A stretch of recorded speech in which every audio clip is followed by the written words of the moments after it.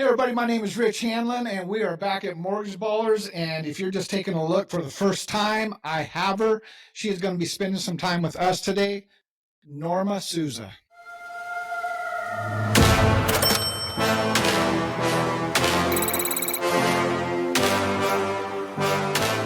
This is what you don't know about Norma. Norma was not always with Xpert Home Lending. She was on the direct lending side, came our way to the broker world, which we'll talk about a little bit.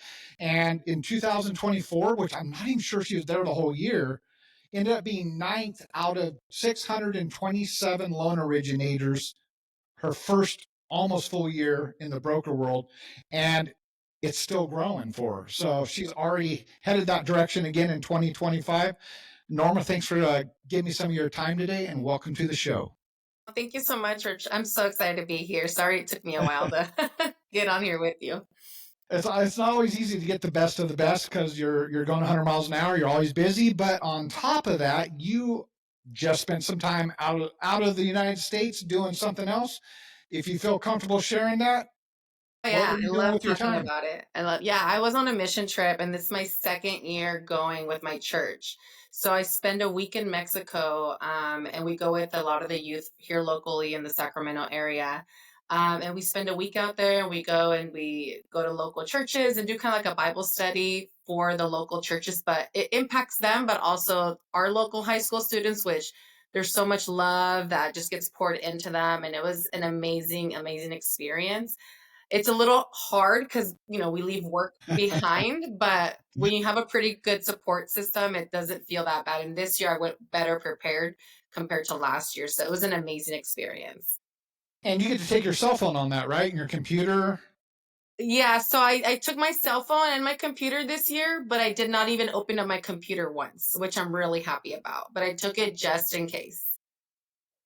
I don't know if people understand how hard that is. We're talking about a top producer shutting her life down for a week, 8 days, 10 days, going to another country to help people. And understand how many people were on that trip.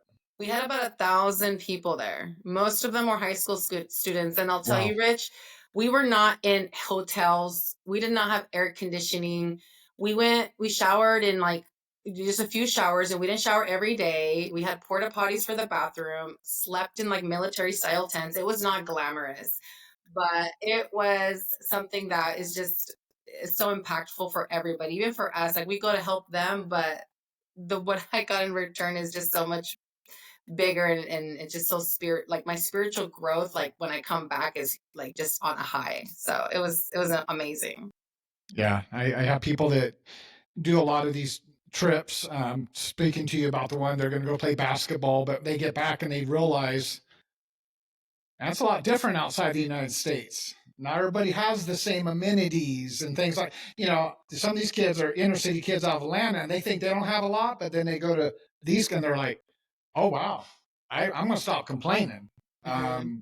Those kids don't have nothing. A lot of times after the last game, they give everything. Here's my cleats. I'm out my cleats, my tennis shoes, because they're like, I'll get another pair of stateside. But they like these kids are playing in, you know, street shoes pretty much trying to play, and they're good, don't get me wrong. You got like double A, triple A basketball type stuff. It's not pro, but these kids go over that are junior college and senior, so they're a good group hoping to be seen by somebody. But you put it all together and you add in a little bit of faith and you get some really good stories out of it, which I really like.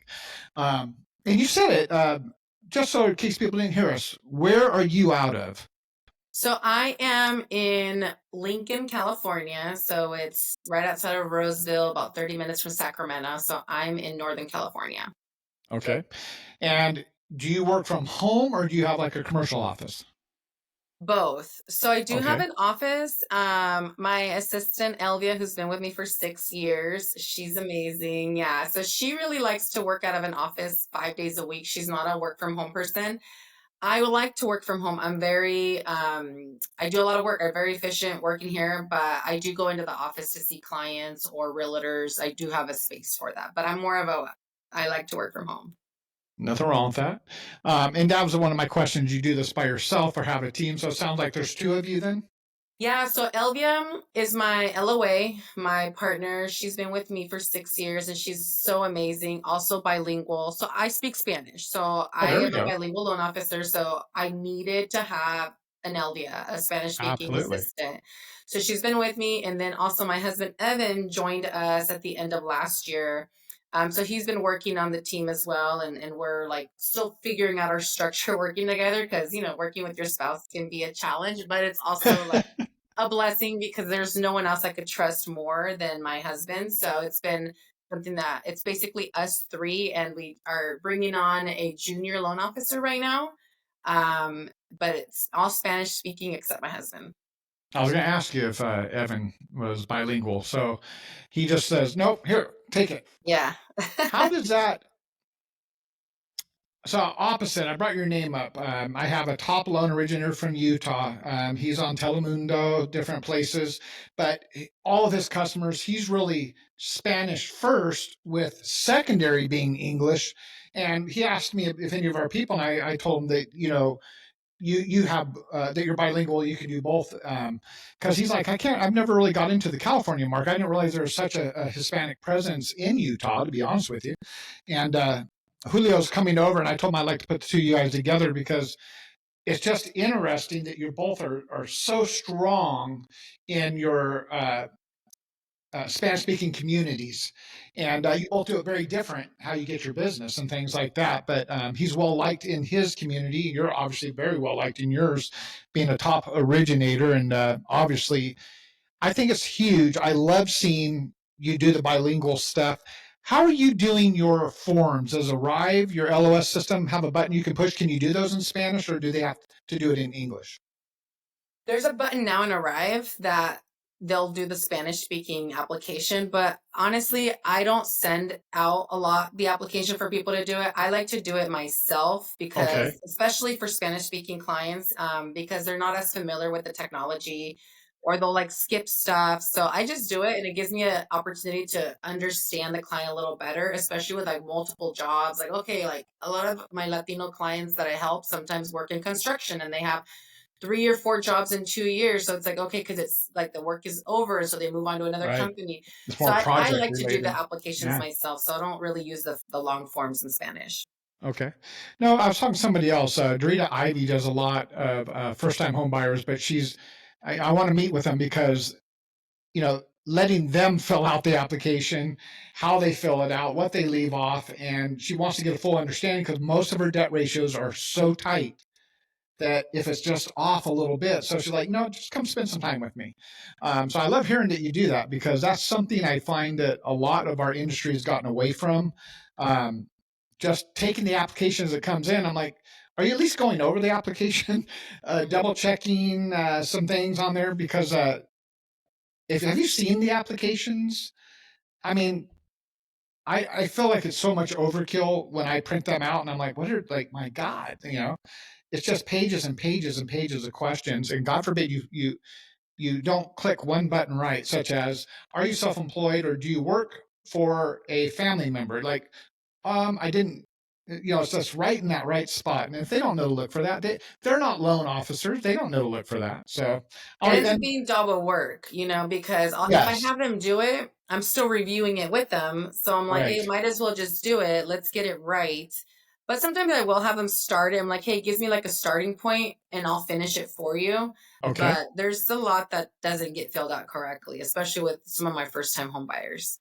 Are you doing a lot of FHA, or do you do I-10 as well, or a little bit of Yeah. both? I do both. Yeah. I've been doing, ever since I came to the broker world, I've been doing so many more I-10 loans. Okay. I don't think I closed one I-10, maybe one in my whole career prior to broker loans. I did not close any I-10. And now it's like, I know I-10 very well. I do a lot of bank statement loans with I-10.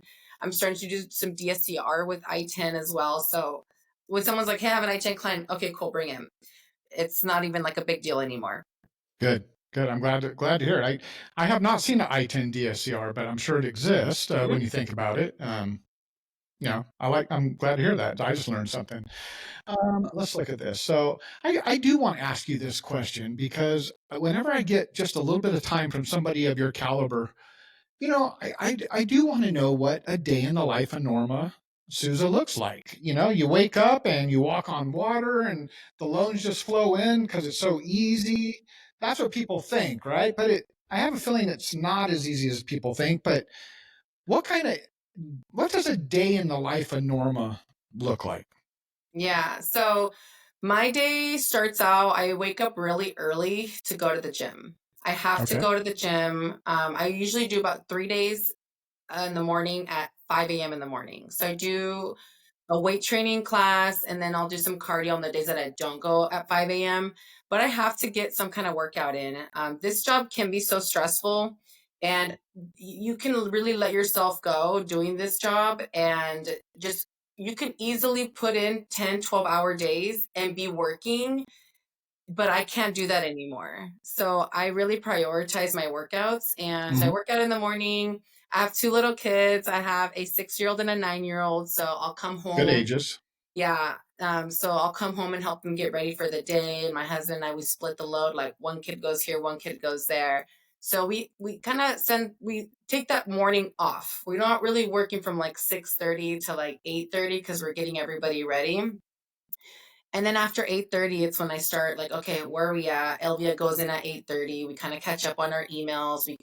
We look at our emails together because I like to see what came on over the evening. And so, all right, Elvia, I'm looking at my emails as I'm talking to you. That way I can say, hey, do I need to send something to her, forward something to her? And then we just I start following up on leads, and I start following up on escrows. I do like to be involved with my loans, not once they're in contract. I kind of really let the processor do their thing, but I do a lot of lead following up because Elvia does a lot of like the admin stuff and collecting documentation, but I need to know where we're at because agents want updates, the clients want updates, and even if I don't really know what's going on every single moment, I need to show them that I'm like in the loan and I'm helping and I'm updating. So Sure. a lot of my conversations throughout the day are like the leads, because once I get them to pre-approval, I don't really do much unless an agent needs an updated pre-approval letter because I do the whole presentation with the clients by the time they get their pre-approval.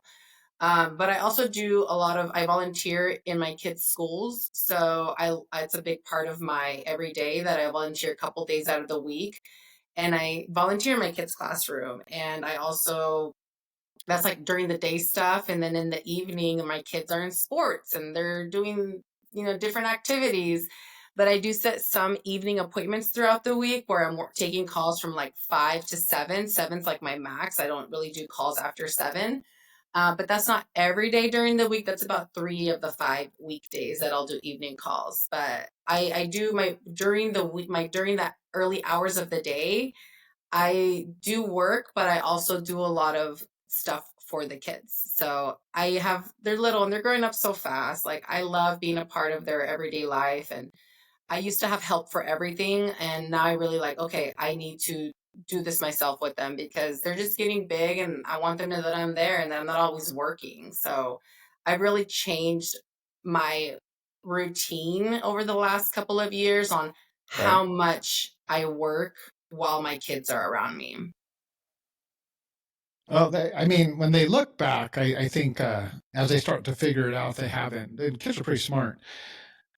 When they look back and understand how incredible your hard work ethic is, but also how successful you are, because you have to understand to be a top 10, not 10%, but 10 loan officer for a whole year at Xpert Home Lending, the sixth largest mortgage brokerage in the United States. I mean, that probably puts you in the top 100 loan officers of the whole nation as a whole.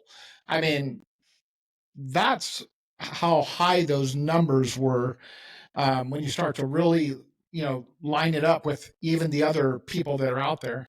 Um, that's phenomenal. Like I'm amazed that I get to work and partner with some of the best in this industry. And for a long time, it was very male dominated. And so I love seeing the strength of my women or female loan originators, and they're taking it. I mean, even at our company, if you look, it's like 50-50 every single month. Um, you guys don't mess around. You like come at it. Um, Yeah, I love that I love seeing that. I love that Expert has some like badass, like top producing women up there. I love it. And some of them are really nice where you can call and like just talk to, and they're like willing to share information. And I love that. I love that. So, like, people ask me all the time, like, oh my God, well, how much are you working? Like, you're doing all these loans, you're doing all this stuff. I'm like, well, I'm working, but I've also put in a lot of work over the years where I can kind of not have to work 10, 12-hour days, where I could easily do that. Like if I wanted to, I could easily be working 10, 12-hour days. But my priorities have changed. And over the years, like I was grinding every single day, all day long. And I'm still grinding, but I don't have to grind as hard. And when I have the time to put in more work, I'll go ahead and put more work to get more loans. But if I want to do 10 more loans a month, I know what I need to do that. But if it takes away time for my kids, I like take a step back a little bit because my family and my faith is so important. Like I go to church, I volunteer, I'm a part of a women's group, I volunteer a multiple service at church on Sundays. So like those kind of things, like I start to protect my time in a day, just because a lot can happen that it like pulls me in a different direction completely. and I hear that. I could line up the top producers, take the faces off, and just take the words. And there's like 6 traits that top producers all have, and their days are very similar, starting out with some very forceful and direct time alone, whether it's Mhm. meditation, prayer, working out, but that is just as important as the rest of the day. And then it goes, and it's very systematic, it's very direct. You know what success looks like, and you just you repeat it over and over and over. um, you're also better and better at what you do because you probably have gone down paths that, oh, that doesn't work, don't do that again. So there's an intelligence level that goes with it that says, okay, it's not by chance that you've gotten where you're at, it's by running into some walls and figuring out, saying, okay, I'm not Mhm. going to do that again. And then you just developed it and refined it and refined it. Stephanie Gilbert, Catherine Barnett, Brandy Stevens, we have some incredible that just month after month after month. And some of you guys are in the same Northern California area and overlap. We ran into that where realtors have overlapped with our loan officers. Obviously, Catherine's in Arizona, Stephanie in Wyoming. She lives in a little town in Wyoming and does her numbers out of Wyoming, which amazes me, Mhm. by the way. Um, but we're not here to talk about her. We're here to talk about you. But we have some incredible people that are very inspiring. I love hearing these stories. All right, I'm not going to let you off the hook here. I want to ask you, here's a good question. Well, this leads me into two. Take a young Norma coming out of high school, college, whichever, pick whatever one you want, knowing what you know today, all that you've learned, what advice would you give the young Norma?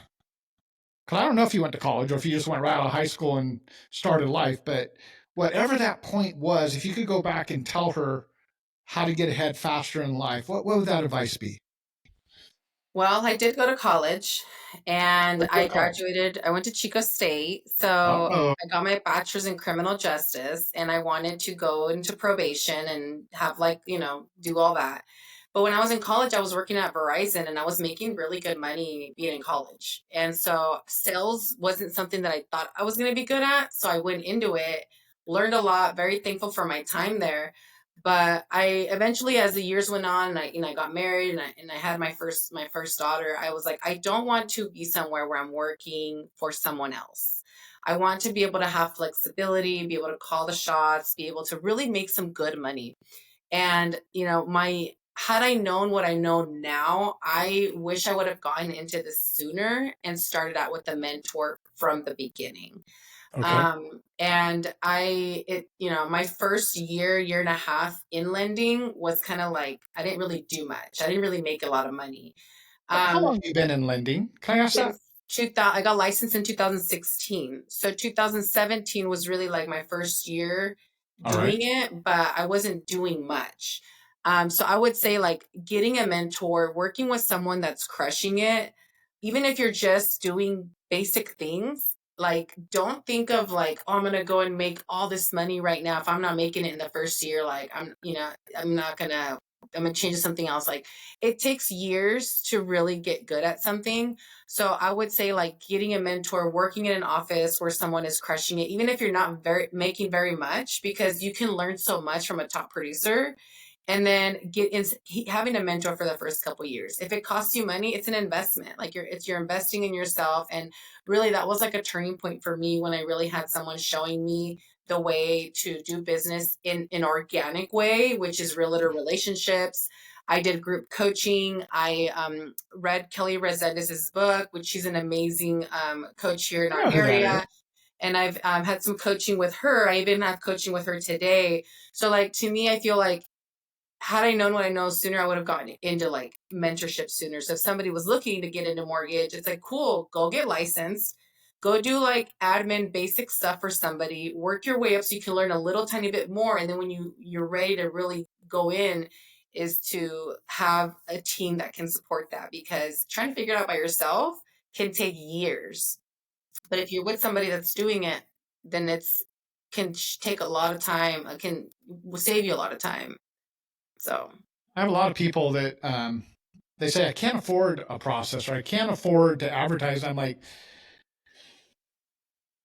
but I want that success, and I'm like, well, I'm the opposite. I can't afford not to have a processor, and I can't afford not to advertise because I trust it, and it's part of the money I get back. And eventually, I got ahead of it, and I've stayed ahead of it because I never stop advertising.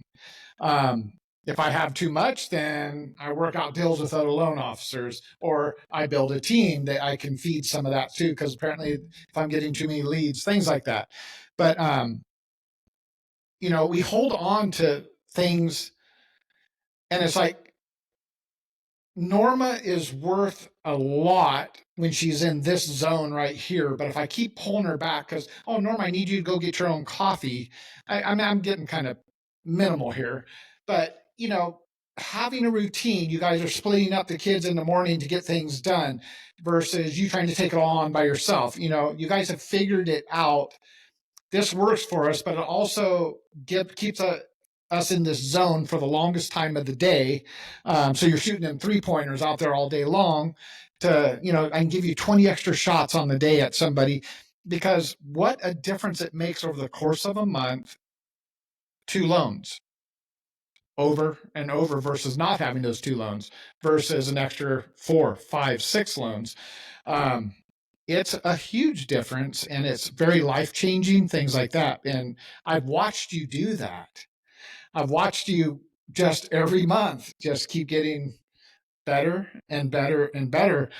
And it's really cool to watch from a broker standpoint. Um, you all do it a little different, but yet you're very similar in what you accomplish. But you might do it in different orders, but it's those same 6 traits get done every day like clockwork. And it's almost like it's ingrained, embedded. Um, you're not going to go backwards from here. If anything, you're going to go forward. It's been a tough market. We talked about that. Success in this market, you're going to be a 4-to-1 ratio here pretty quick when the market turns. God forbid that they lower those rates. The day that they get serious and lower those rates to, if we get a 1% rate total cut, you're going to have a team of 8. I mean, I it's mean, going to be crazy. in September and October of last year, when we had the Yeah. rates that went down for a little bit, October, I had my biggest month ever, which I think I funded like maybe 18 loans, Wow. 19 loans, but it was just that short period of time. And I That remember one I little window. couldn't fit in as many appointments as people wanted. And that's when my husband like came on board. We're like, I need help. Like, even if it's not always this busy, like we need to be able to have more control of our time, and having that support to be able to do the numbers that I do, having the support of my husband, my assistant, it is so necessary so that I don't overexhaust myself. I don't want to be an unhappy loan officer. And that is something that early on I learned, that you don't want to be a slave in this job. And I have that support, and hiring Elvia was the best decision ever. Keeping her happy, like, she's such an important part of my team, and that is why I can go about my life and not be always stressed out. Like, I have other loan officer friends who are like, how do you do it? How do you do all this stuff? How are you doing? How are you here and there? And I'm like, I have help. I don't take it all on. I'm involved in everything a little bit, but I delegate. Anything that doesn't require me, it's being delegated. And it's Wonderful. that's why I love my job. I love what I do. I love the money that I make. I love that it's something that I can be with my kids. I can be healthy. Like, I talked to a really big time top producing loan officer a few months ago. I just wanted to pick her brain, and being in the presence of somebody that does huge numbers is like, oh my God, like, let me ask all the questions. And you kind of see, like, okay, great. They're making a ton of money. They're doing all these amazing things, but their kid can't remember the last time they supported one of their sporting events. And that is something that she opened up to me about. And I'm like, oof, ooh, that's gotta like hurt. And I don't want that. I don't want Right. that. That is So, tough.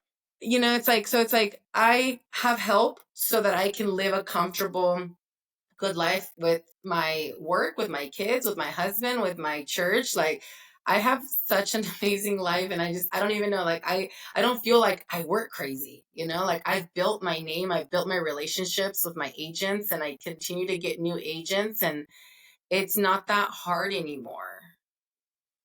Now I'm gonna knock on wood for you so it doesn't go back the other way and Yeah, jinx let me do you. that too. All right, here's a question for you. When you're not working, what kind of hobbies do you have? I mean, what's a day off like look like for you when you have time off? What kind of, I mean, obviously it sounds like you go to your kids' games and things like that, Mhm. but what's a hobby you have? What things you like to do? Oof. You guys I travel a lot. I do, yeah. I like to travel. So vacations are kind of like the thing that now I'm starting to plan with the kids outside of the normal vacations, not just Disney. We're doing bigger things now, and I'm really excited about that. So I do like planning our travel. I love spending time with my kids. We do a lot of things with them. They're our life. They're like everything. But we have a grandson on the way. So my husband has a 20-year-old, and so that's gonna be like our new hobby, being grandparents. So I'm really excited about that. Congratulations. Thank you so much. Yeah, I'm so excited. She's having a boy. So I really enjoy like just being with my family. I love doing things locally. I don't drink alcohol, so I haven't drank alcohol in about almost 16 months. So like my hobbies have really changed, because before it was like drinking with friends, going to wineries and this and that. But now it's like I just like to be mellow. Like, ever since I've been sober, I've been like mellow. And not that I was sober because like I had like a problem. It was more like, let me take a break, a January thing. Let me take a break. And the things I learned from not drinking alcohol is just like, wow, I really don't need it. I'm so much more of a mellow person now, and I can focus so much better on other things, that on my time off, I like to just take it easy. If it's nice outside, let's go outside with the kids. If my friends want to get together, like, I feel like I'm a really good friend too. So I like to spend time with my friends and do things that aren't revolved around bingers, drink like they used to be. So, No, that's amazing. I didn't and know I love that. going to Yeah. my church. I volunteer a Yeah. lot in my church. I volunteer, and that's like a lot of fun for us. So we look forward to it. So before, church was like checking a box. We would just go on Sundays, we'd check the box, we'd get the kids in there. But now it's something that the whole family looks forward to. Like, my husband does the fourth and fifth grade kids ministry. I I volunteer didn't in the know that. nursery. Yeah, I help in the nursery, and so we're doing a lot of that. Like, Sundays, like our day with God, big time. Like, the whole day we dedicate it, and so I've even cut back on the work I do on Sundays for like loans.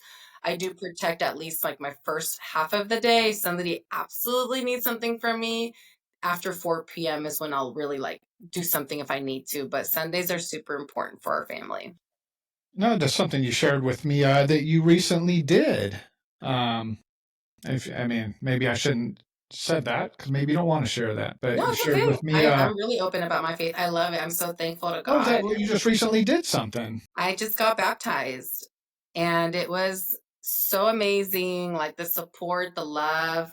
And I did it on Easter Sunday. So it was Nice. even more like just so special. So we just love it. I'm proud to be a Christian. I feel like God has really blessed my life, my business. And even when there are hard times, I'm not so stressed out about the hard time. Just think like, all right, let me get through this.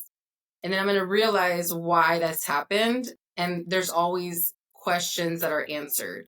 And so I really poured a lot of even in my work, a lot of my faith in my work. Like I'll Mhm. pray about my hard loans. I'll pray like when I wake up in the morning, go to the gym, my drive is like gospel music. It's me praying, asking, like I pray about my loans all the time. Like, can you please that one loan? Oh my God, God, can we please get that condition cleared? I literally pray about it. And then things happen. I'm like, literally like, are you serious? I really thought this loan was gonna be dead. And I'm just putting so much faith in my business with God and just my family. And it's just been a life changer for me these last couple years because I've just had this calmness now where I don't let so many things consume me. I just, I'm calm. I'm like, all right, things are going to work out the way they're supposed to. And I'm not going to let it take over. And business comes and I still go and search for the business. And I worked really hard to be here. And where it's not like when people hear my name, it's not like, who are you? People have heard of me or of some sort, so the conversations are a little easier. You're doing a fantastic job making a name for yourself. I love that you aren't afraid to talk about your faith. I don't know how people get through the day without it. So, I mean, that's all I can say. But I do like the challenge that you put on yourself. I was stressed out a couple months ago, and I'm sitting there going, "Gosh, why this? Why that? Why this?" You know, I understand. And I'm like, "Well, wait a minute." And I was going through the journal where I keep a lot of prayers, and I write prayers down because I like to go back, and if there's an answered prayer, I like to put what the answer was because a lot of times it's not what maybe I asked for, but it was answered. But there was a prayer where I said, "Hey God, I want to do better. I want to be the most I can be in this lifetime for you because I want your smile when I hook up with you." And so pull me, push me, bend me, break me, because you know how far you can take me. Because I'll throw in the towel pretty quick, right? Ouch, it hurts a little bit, you know. Oh, it's a little hot in here. And I realized I'm like, man, this is what I prayed for, and he's bending me, pulling me. But this one other thing, like 2 pages over, that was kind of windy outside, and I was reading it, and it kept flowing to that page, but I was laughing because at the end of the day, I finally just pulled over and I said, right on, man. God's always in control. So it's funny because I'm stressing and he's pushing and pulling me, but it kept going to the other page as a reminder, but he's always in control. So it may seem chaotic. It's not. It's all under control. And I don't mind if people hear that I have faith. I really don't. Um, if they don't, I have friends that aren't Christians. I have friends that are atheists. That's cool. I love them anyways. We have a good time when we talk, but I'm also not going to be afraid to let people know what I do believe in. Hmm. Um, I would not be where I'm at today. I would have checked out a long time ago, thinking I wasn't capable, able, good enough, whatever. And it's funny because God comes in and says, "Oh no." It's usually about that time. He says, "Cool. Now I got your attention. Now let's do this together. Let me show you what I really have planned for you." And I've been watching that with you. You know, you talked about 1,000 kids. They didn't just get to go down there for that experience. They also got to experience you. They got to experience a successful woman who's incredible at what she does, but she still finds time to have a relationship with God. And you don't have to give it all up to have one or the other. You know, they both can exist in the same world. And matter of fact, I think it's even sweeter when they do. So there you go. I went off on a tangent there. It's okay. I love it. I believe it, and I'm so grateful for to have like a broker that is also faith, like faith based, and because it's something I can relate to you with as well. Not only like being a hard worker, a top producer, successful person, but that you're a believer, and I am, and I'm not afraid to say it, and I'm proud of it, and I'm thankful for my life because of that. I love it. I love it. All right. One last question for you. You're in a market. California's not the easiest market. You're also in Northern California. That Lincoln area can be kind of expensive. It's all expensive up there, but you got a lot of people that are sitting on the sidelines. But at the same point, you're finding a way and having those conversations to make people feel comfortable enough to say, you know what, I want to be a homeowner. Mhm. And take me through one of those conversations, because obviously you're comforting something that these people are saying, no, I trust Norma. I'm not going to wait. Now's the time. What is that conversation you're having? So I'm going to answer your question, but I'm going to tell you, I believe the reason why I'm very successful in this market is because I speak Spanish, Okay, and I fair enough. started that niche market at the very beginning of my career. And so there are other Spanish speaking loan officers, but I have been doing this since 2016, when I from the beginning started with the Spanish speaking market, where I believe I've survived this market and thrived in it. Really, I'm not just surviving, I'm like thriving in this market because I do speak Spanish. So I do think that that's a big part of my success, and where the realtors really trust me because I do care. I care about the clients, I care about the loans. Where clients, when they're referred to me, they already feel good working with me because they've talked me up so much. And I really, like, I would say about 90% of my clients are first time home buyers. So I do this all day long. I have a presentation that really keeps it super simple on the process. I have like this timeline that I go over with clients. So I try to do that every time I get a lead, because it really gives people an overview of the process. So when people have an understanding and educated in a sense, they're not going to know everything, right? They're not going to know it like we know it. But if they have an understanding of the timeline, the visual of what's going on, I feel like it makes everybody feel more comfortable. And the clients don't really shop me. I have clients that feel really comfortable with me. I'll do video calls kind of like this to do an introduction, or in person. I don't really like just doing like a simple phone call to introduce myself. I really like to have them see me so they can see my facial reaction, so they can see that I genuinely care. And I don't get a lot of shoppers. So I help with just being me and being talking about my kids, talking about how, I'm in the office or not in the office. It's just being able to meet with them in person is really also helpful. Uh, did you grow up speaking Spanish? When did you start speaking Spanish? It was my first language. I didn't speak English until I went to school, to public school. So Okay. and my parents really only speak Spanish till the day. So when we're home, where my mom's, it's always Spanish. So I speak Spanish a lot. Do your kids speak Spanish? My son does. My husband doesn't speak English, so it made it hard to speak Spanish at home, which I regret, and I like kick myself for it. But my daughter, she's 9 and she doesn't. But my son does because he's going to a dual immersion school. So they only speak Spanish to him. But my daughter's starting to pick up more because him and I have conversations. So she's starting to pick up more. But I have like a kid that goes to a school with barely any even Latinos or Mexicans. And then I have my son who goes to a school that's 50% Spanish speakers. And it's completely different, but I love it. It's so cute. I wish I would have done it with and stuck to it with my daughter. Now I love it. These are great stories. What a great interview. Man, I can't say thank you enough, Norma, taking the time. I know you're busy. I probably had a million calls, but people are going to want to hear this conversation. They're going to relate to you. With your permission, I want to put your contact information, because people might want to know more about you, know more about your thoughts, just how you do life. If you're okay with that, I'll put that contact information in there. But what inspiration!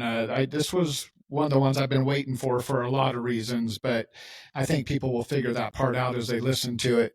Um, Thank you is Well, as thank simple as you. like thank you for your time with Expert. Thank you for leading by example. Thank you for speaking to people in a language that they can feel most comfortable in, taking on the biggest financial risk of their life. Um, I think that's really important. It's working, and it's really a business model that You can't buy it on the street. It has to be done. And you have done very well with it. So, absolutely congratulations to you for your success. And I wish you nothing but more and more success, which I know it's coming. But again, thanks for your time today. No, thank you, Rich. I had fun doing this. Sorry it took so long. Well, like we always say when we do an incredible interview and we finish it up strong, we say, stay thirsty, my friends. Norma, thanks so much. I appreciate you thank, doing that for me. thank you, Rich. Have a